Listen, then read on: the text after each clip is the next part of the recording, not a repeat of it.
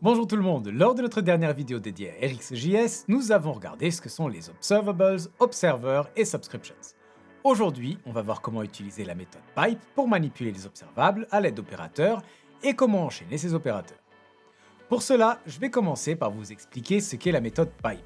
Je vais ensuite vous expliquer le concept d'opérateur et ensuite nous expliquerons les opérations start with, map, switch map et debounce time à travers l'exemple d'une barre de recherche que nous allons implémenter ensemble. Pour rappel, comme pour les tutos Angular, cette nouvelle série de tutos est également disponible sur mon blog en version écrite où vous retrouvez toutes les explications avec les lignes de code et les liens que vous pouvez directement recopier si nécessaire. Je m'appelle Sergio, entrepreneur et développeur depuis plus de 10 ans et vous êtes sur la chaîne Simple Tech, la chaîne dédiée aux passionnés de développement et de technologie. Et maintenant place au code. Commençons tout de suite par expliquer ce qu'est la méthode pipe d'un observable.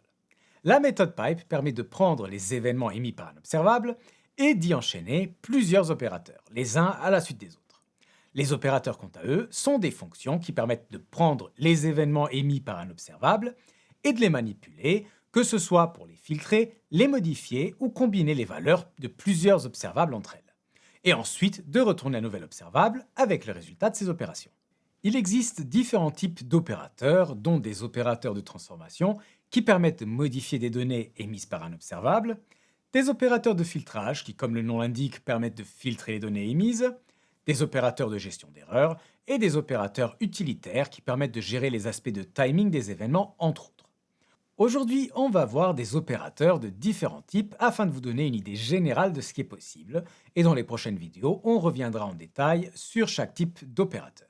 Pour illustrer l'utilisation des opérateurs, je vous ai préparé un petit exemple d'une barre de recherche, donc laissez-moi vous montrer en vitesse le code qu'on va utiliser. Tout d'abord, j'ai créé une interface qui va représenter une personne. Cette interface contient simplement trois champs, un champ nom, prénom et date de naissance. Ensuite, j'ai créé un service qui va simuler des appels API. Pour cela, j'ai tout d'abord créé une liste avec plusieurs personnes et j'ai créé une fonction search qui permet de prendre un texte en paramètre et de retourner un observable qui émet la liste des personnes dont les noms ou prénoms contiennent le texte recherché. Afin de mieux simuler un appel API, je renvoie les résultats après un laps de temps aléatoire. Une fois qu'on a notre service, on n'a plus qu'à l'utiliser. Pour cela, j'ai créé un composant que j'ai appelé searchPageComponent et dans le fichier search-page.component.html, on se contente de créer un input dans lequel l'utilisateur pourra insérer la recherche à effectuer et un div où on affiche le nombre de résultats retournés, puis suivi d'une liste avec les prénoms, les noms et la date de naissance des personnes retournées par la recherche. Pour l'instant, on affiche du simple texte statique, mais nous verrons dans un instant comment remplacer cela par des données retournées par notre observable. Bien entendu, j'ai aussi ajouté un peu de CSS dans notre fichier search-page.component.css afin de rendre le rendu un peu plus agréable. Mais bon, là, je vous laisserai regarder dans le blog le détail du CSS car ça n'a aucun intérêt pour la compréhension de la vidéo. En plus de cela, j'ai ajouté une route par défaut à mon fichier app.route.ts qui pointe sur mon search page component. Et bien entendu, dans mon fichier app.component.html, je fais donc appel au router outlet afin d'afficher ces routes. Si nous lançons maintenant le programme et que nous regardons le résultat dans le navigateur, nous voyons qu'on a bien un input pour notre recherche et pour l'instant donc des données statiques, le nombre de résultats est à 1 et on a notre John Doe qui est affiché. Maintenant que notre exemple est prêt, utilisons le service qu'on a créé à l'instant afin de récupérer la liste des personnes à afficher et puis regardons comment utiliser les opérateurs RxJS afin d'améliorer notre application. Donc, je retourne dans mon code et ici ce qu'on va faire c'est qu'on va créer un constructeur. Et dans ce constructeur, on va avoir notre subscription à notre form control value change. Je vais l'appeler simplement text value change subscription est égal à 10.searchTextFormControl.ValueChanges.subscribe. Ici, on va récupérer notre value qui va être du type string ou null. Et là, tout d'abord, si jamais la valeur à rechercher est nulle, ce qu'on va faire, c'est qu'on va la remplacer par une chaîne de caractères vide afin que notre application fonctionne correctement. Il nous faut maintenant le service qu'on avait créé à l'instant. Donc le service s'appelle private person service qui va être égal à inject qu'on importe d'Angular Core. Et là, on va injecter le person service. Donc, ici, on va aussi créer une variable qui va contenir les différentes personnes. Donc, je vais l'appeler searchResult avec un grand R est égal à, tout d'abord, on va avoir un tableau vide. Et donc ici, on va faire une nouvelle subscription qu'on va appeler const search subscription qui est égal à 10.personneservice.search. On passe notre texte en paramètres. On fait un subscribe. Le résultat sera de type personArray qu'on importe bien entendu. On peut aussi typer notre search result, je ne l'avais pas fait avant, donc là aussi le type c'est personArray. Et maintenant on fait un 10.searchResult est égal à result. Bien entendu, ces subscriptions, il faudra aussi faire un unsubscribe de celle-ci, comme je vous l'avais dit dans la première vidéo. Donc on va encore implémenter un onDestroy. On va créer un attribut subscriptions qui va contenir toutes nos souscriptions, donc qui va être égal à new subscription. Et puis on va y ajouter donc 10.subscriptions.add notre search subscription, donc à l'intérieur de notre premier subscribe.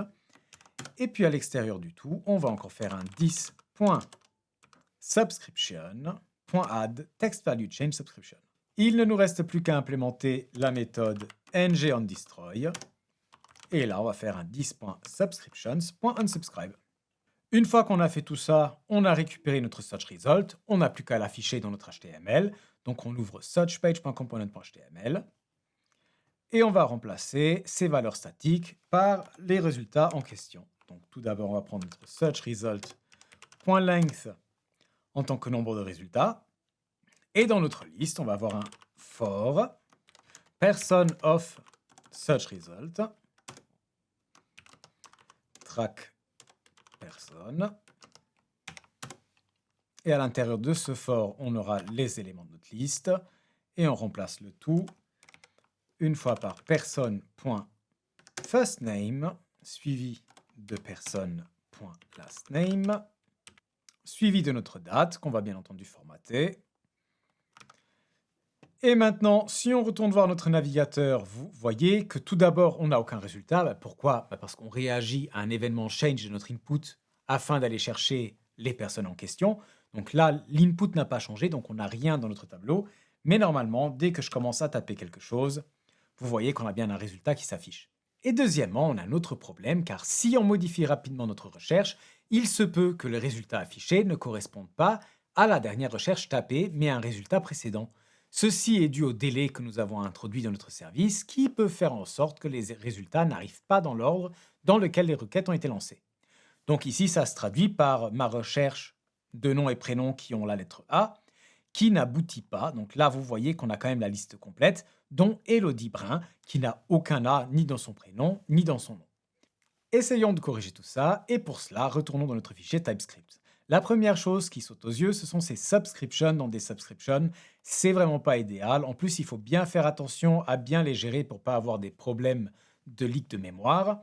Donc, idéalement, on aurait préféré avoir un moyen de générer un nouvel observable à partir de l'observable value changes de notre form control. Et ça tombe bien car RxJS vient avec un opérateur qui s'appelle switchMap qui va pouvoir nous aider dans ce cas précis. SwitchMap permet de prendre les valeurs reçues d'un observable et de retourner un nouvel observable à partir de ces valeurs. Le grand avantage de SwitchMap est que cet opérateur va se charger de faire l'annulation de tout observable qui a été lancé précédemment et ne renverra que les résultats du dernier observable. Concrètement, si on regarde notre exemple, SwitchMap va s'abonner aux values changes de notre form control et à chaque frappe, le SwitchMap va créer et retourner un nouvel observable qui n'est autre que notre requête de recherche.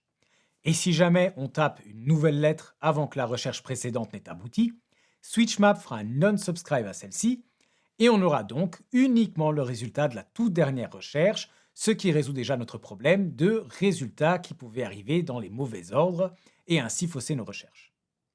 Donc, voyons comment ça se traduit dans notre code. Tout d'abord, on va pouvoir effacer tout ça. Donc, on n'aura plus besoin de notre onDestroy. Je vais aussi effacer notre constructeur. Cet attribut subscription peut aussi être supprimé. On n'a plus besoin du implement onDestroy. Je vais un peu nettoyer nos imports. Et là, notre search result, je vais le changer en un search result $. Donc, ce sera un observable à partir de maintenant. Et donc, le type de retour n'est plus une personne, mais un observable de personne. Ou plutôt de tableau de personne. Et ça va être égal à 10.searchTextFormControl.valuesChanges. Et là, on va utiliser justement la méthode pipe qui va nous permettre d'enchaîner des opérations. Donc ici, on fait un .pipe et on lui passe en paramètre la méthode switchMap qu'on importe d'RxJS. Cette méthode aura notre value, donc le texte qu'on recherche en entrée, donc qui est un string ou null. Et switchMap devra donc retourner un nouvel observable. Donc on va faire la même chose qu'avant, on va dire notre const searchText est égal à, donc si jamais value n'est pas null, ce sera égal à value, sinon ce sera une chaîne de caractères vide. Et on retourne donc l'observable 10.personService.search de searchText. N'oubliez pas d'importer switchMap comme je vous l'avais dit d'RxJS. Et maintenant, on va pouvoir utiliser notre search result tout à fait normalement dans notre HTML, donc comme on l'a vu dans la vidéo précédente. Donc ici, dans notre for, je vais mettre un search result $, suivi d'un async pipe. À noter que pour l'instant, on ne va pas pouvoir afficher le nombre de résultats. On verra dans un instant comment le faire. Donc pour l'instant, je vais simplement afficher un texte statique qui sera un trait d'union. Et là, si on retourne dans notre navigateur, on voit qu'on a à peu près le même résultat qu'avant, avec moins de code, et à la différence près que nous avons au même temps réglé le problème des résultats qui pouvaient potentiellement arriver dans le mauvais ordre. Passons maintenant à notre deuxième problème, car valuesChanges n'émet de valeur que lorsque l'utilisateur change l'input. Et donc, lorsque nous démarrons l'application, il n'y a rien qui est affiché à l'écran. Ici, l'opérateur startWith va pouvoir répondre à notre besoin. StartWith prend un observable en input et retourne le même observable, à l'exception près que startWith va émettre en plus des valeurs émises par l'observable, une valeur initiale. Donc ici, on pourra émettre une chaîne de caractères vide en tant que valeur initiale. Pipe nous permettant d'enchaîner les différents opérateurs, nous pourrons donc d'abord exécuter l'opérateur startWith afin d'émettre notre valeur initiale, suivi de l'opérateur switchMap que nous avons déjà implémenté. Ainsi, on pourra enchaîner nos deux opérateurs et on se retrouvera donc dès le départ avec une liste complète avant de commencer à taper notre recherche. Voyons tout de suite ce que ça donne dans notre code. Donc, on retourne dans le fichier TypeScript et là, juste avant notre switchMap, on va rajouter un startWith qu'on importe bien entendu d'RxJS également. On lui passe notre valeur initiale qui va être une chaîne de caractères vide et on sépare les deux opérateurs par une virgule. On sauvegarde, et si on retourne dans notre navigateur, vous voyez que cette fois-ci, donc je vais faire un refresh pour vous le montrer quand même concrètement, vous voyez que la liste complète est affichée dès le départ. Et si on commence à faire notre recherche, comme avant, nous pouvons donc réduire les résultats affichés. Ce que nous avons là est déjà pas mal, mais ce code n'est pas très efficace car à chaque frappe dans notre input, un appel est fait à notre service. Afin de ne pas surcharger ce service, on pourrait attendre que l'utilisateur arrête de taper sa requête avant de l'envoyer au service et avant d'afficher donc le résultat correspondant. Pour cela, nous pouvons utiliser l'opérateur debounce_time qui prend en paramètre le temps d'inactivité en millisecondes requis avant d'émettre un événement. Si un événement est émis avant que le temps d'inactivité se soit écoulé, l'événement précédent n'est pas émis et on attend à nouveau de voir si assez de temps d'inactivité est passé avant de finalement émettre l'événement en question. Donc, rajoutons-le à notre code, on retourne dans notre fichier TypeScript, et ici, après notre startWith, on va faire un debounce_time, et on peut le mettre, je vais le mettre à 500 millisecondes pour bien vous montrer ce qui se passe. Regardons concrètement ce que ça veut dire dans notre navigateur. Donc là, si je commence à taper quelque chose et que je n'arrête pas de taper des lettres, rien ne se passe, aucune requête n'est émise. En revanche, dès que j'attends 500 millisecondes, une requête est bien envoyée et on a les résultats qui s'affichent. Attaquons-nous maintenant à notre nombre de résultats. Et pour calculer une valeur dérivée du résultat d'un autre observable, on peut utiliser l'opérateur map qui prend le résultat d'un observable en question en paramètres et retourne une nouvelle valeur calculée sur base de la valeur émise. Donc là, si on retourne dans notre fichier, et là je vais créer un nouvel observable que je vais appeler search result count $, qui va être de type observable de nombre, donc number, et qui va être égal à 10.searchResult.pipe. Et là, on aura un map qu'on importe d'RxJS à nouveau. On va prendre le résultat de l'observable précédent et on va retourner result.length, donc la longueur de notre tableau personne qui a été retourné. Maintenant, on peut utiliser cet observable dans notre HTML. Donc là, je vais remplacer le trait d'union par search result count suivi de notre pipe async.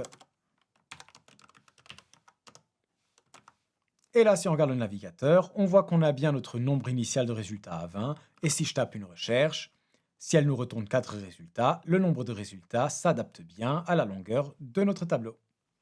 Là, nous avons un exemple fonctionnel qui affiche les résultats de notre recherche ainsi que le nombre de résultats retournés. Je tiens tout de même à mentionner que cet exemple est purement académique, car on aurait pu récupérer le nombre d'éléments émis par notre observable plus facilement et avec moins de code en utilisant la syntaxe athlete dans notre template, qui permet de définir une variable qu'on peut ensuite réutiliser dans le template. Je vous montre tout de même en vitesse à quoi ça pourrait ressembler avec un athlete. Donc la athlete, on va appeler notre variable results, et elle va être égale à search result suivi de notre async pipe.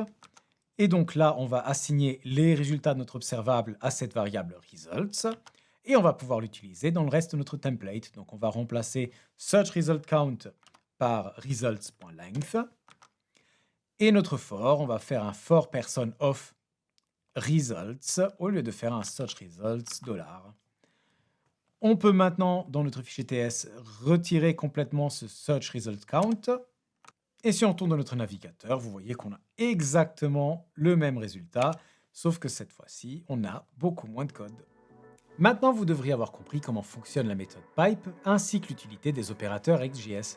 Dans les prochaines vidéos, je vous présenterai plus en détail différents opérateurs, ainsi que leur cas d'usage. S'il y a des opérateurs spécifiques que vous souhaiteriez que je traite, faites-le moi savoir dans les commentaires dans les 2 à 3 prochaines semaines, comme ça, j'aurai le temps de les incorporer aux prochaines vidéos. Si vous aimez ce contenu et que vous voulez me supporter, n'hésitez pas à partager mon contenu et à vous abonner à la chaîne afin de ne pas rater les prochaines vidéos. Et n'oubliez pas le petit like qui est un moyen très simple d'envoyer un message fort à l'algorithme afin qu'il promouvoie mes vidéos. Je vous remercie pour votre attention, je vous souhaite une excellente semaine et je vous dis à très bientôt. Allez, ciao!